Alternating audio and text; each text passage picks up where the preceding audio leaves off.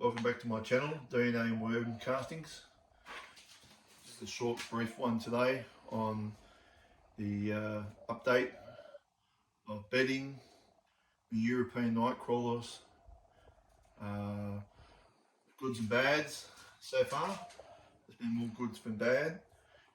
Just to keep you updated, I haven't made a video for a while, there's not a lot to make a video on. So today we just got over here. On here, I'm going to just show you an example of the ones I've bred, what they're starting to have cocoons, etc. Start to multiply.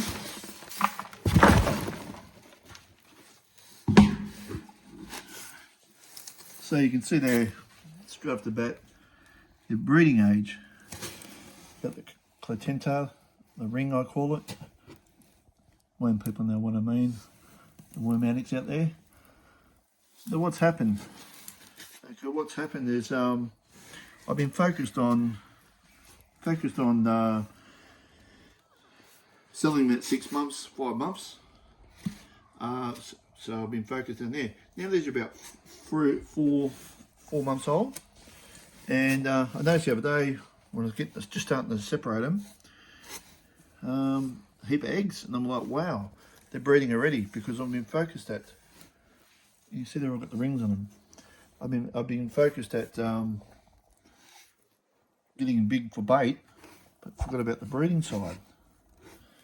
It's hard to see. You can see through here, they're all getting good size, but not for bait, but people want a big size.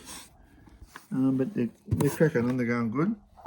So what I've done on here, where did we put it? On here, I don't know if you can see it with the light.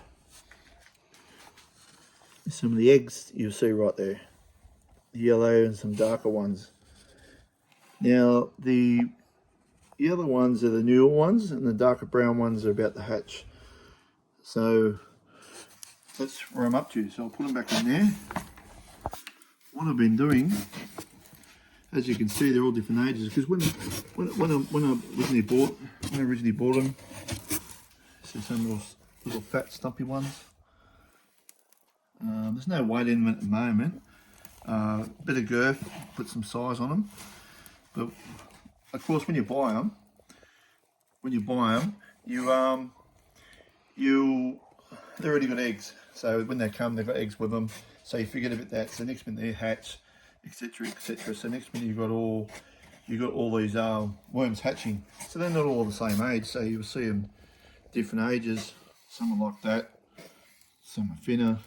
It's probably like humans. Whoever gets in the head in the trough first wins.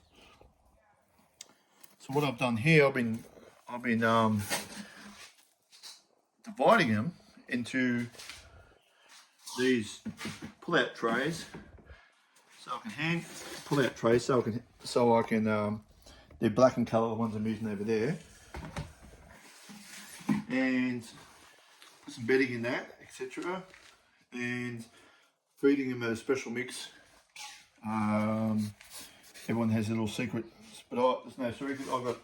I've got chicken crumble and some minerals, some vitamins, just to put some weight on them. So what I've done here, just to show you an example, and how we're going to go for lighting. Not much lighting there, can you see? So these are our different bins. So 2 different bins, these ones. So you'll see there,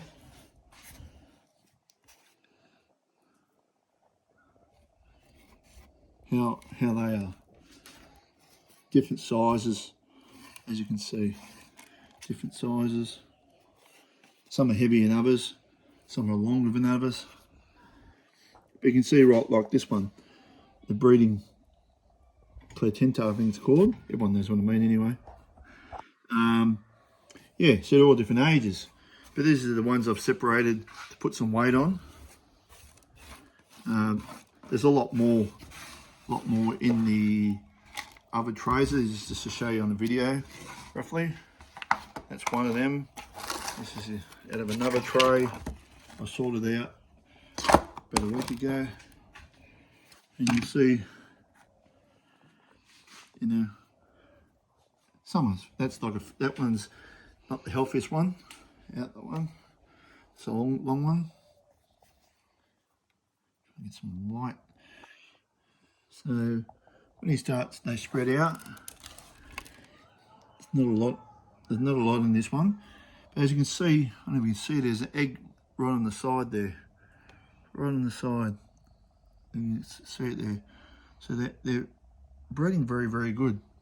A lot better than I thought. So it's been a surprise to me, but I'm getting a heap of eggs, which I wasn't. If it's composting worms, I'll be excited about. So now I have to start separating them all. And yeah, separating them all, fattening them up. I've watched Mimi's Worm Farm, AJ, all in America, AJ Green, I think it's called, the worm chow, how to make it. I've been making different ones. I wouldn't say it's exact. Wouldn't be exact, but so with it, I also give them a bit of this is just oyster shell grinded down, dried out, grinded down for a bit of grit. They seem to like that. And you see some over here. This is the other bin. You see it, they've gone down some over there, maybe over this way. The old tacos there, you see them in there, there's a big one just there, look, right there. Some bigger ones. They're all different ages, that's the thing, it's very hard to get them all the same age, unless you're a miracle worker. But it's my first year doing it. I'm enjoying it so far. So far so good. I've got a demand for bait worms where I live because of I'm surrounded by a river and no one sells them apart from online. So I'm going to make it easier for people to just come to my house and buy them and do them that way. So yes, so I've got a fair few going now. Good. I've got an outside bin which I haven't even touched yet. I'm still going through these. Now what I've run into is bedding issue where I was using peat moss, the bark and that. Now it's getting bigger, getting larger. It's costing more money. The more money you put out, the less you get back. So starting to do. I've been collecting some horse manure. Just come this way. So aged horse manure. I've always used it. So I only got this yesterday. So I'll put it in there and compost it for a while. A lot of heat in that one. So the temperatures will get up and break all the pathogens and break all the seeds down. Now this one here it's older, dusty horse manure. Okay, it's been sifted, so all the rocks and that come out. No sticks, nothing, and they go for it quicker. So it's all for free.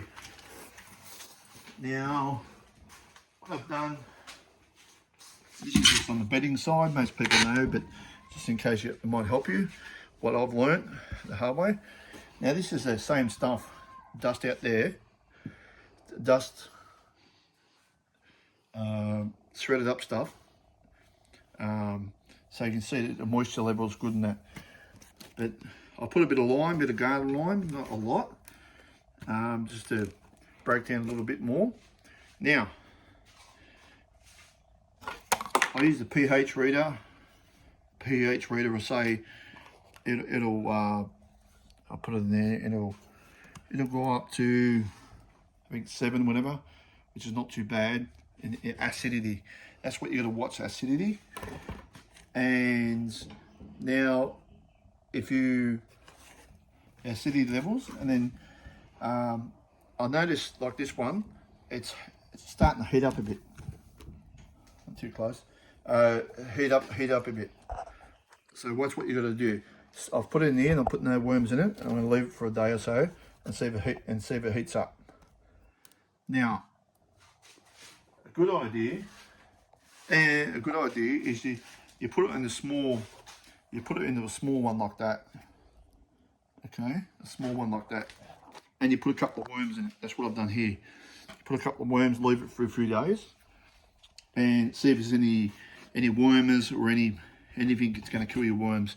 Because there's Mimi's Worm Farm and a few others have said you have to be very careful, because if you go and put all the hard work you've done, put all your nice worms in there, heats up or it's got wormer in there, etc., it'll kill all your worms and you're 12 months down the drain. So yes, so bedding wise, so that's one option I'll do. Now I've also got you can get free shredded paper from any offices. This one's got a bit of plastic in it here and there. It's not much you can do because they shred IDs, etc. So that's free. Horse manure is free, so you're in front. If you can get it for free, the best thing is you get it for free. It's the best one. It saves you money and more profit in the long run. And yes, so be very careful using horse manure or any types of manure that hasn't got the wormer in it. Now by putting it in that, and I put the worms in, if it's acidity or anything they don't like, they'll get out real quick because they run on moisture to the skin, so they'll get out. So these ones seem to be happy, but I'll leave them for a few days. But if I come back after a few days and they're dead, well, I know not to put any more in there. That's cruel, but someone's got to put their hand up for the job. So yes, so doing that, so I've got the setup there.